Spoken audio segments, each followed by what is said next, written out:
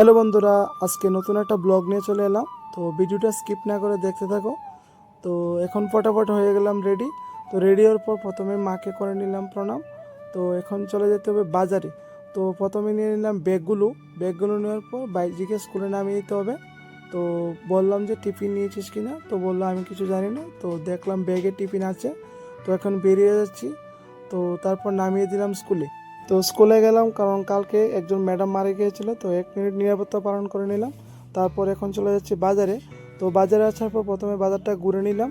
তারপর বুঝতে পারলাম যে এখানে কারকলের কোয়ালিটিগুলো ভালো ছিল। তো এখান থেকে কারকল নিয়ে নিলাম। তো এখান থেকে বেগুন নিয়েছি, বেগুনের কোয়ালিটি ভালো ছিল। তো এখান থেকে নিয়ে নিলাম পটল। তো পটল নেওয়া হয়েছে। তো তারপর এখান থেকে নিয়ে নিলাম উস্তে। তো উস্তে কোয়ালিটিগুলো খুব ভালো ছিল। তো নেওয়ার পর এখন চলে যাচ্ছি, নিতে হবে কোয়াশ। তো কোয়াশ নিয়ে নিলাম এখান থেকে। কোয়াশের কোয়ালিটিগুলো মোটামুটি ভালো ছিল অন্য জায়গা থেকে।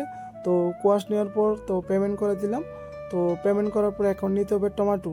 তো টমেটোর জন্য একটা ঘরে চলে গেলাম। তো এখান থেকে দেখতাম টমেটো অনেকগুলো আছে, কোয়ালিটিও ভালো ছিল।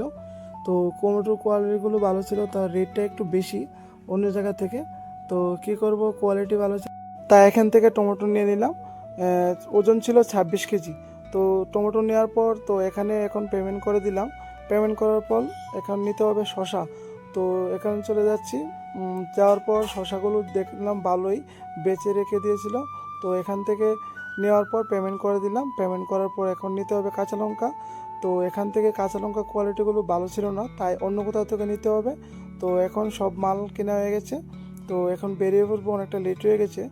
তো এখন বাড়িতে চলে যাচ্ছি। যদি ভিডিওটা ভালো লেগে থাকে লাইক, কমেন্ট, সাবস্ক্রাইব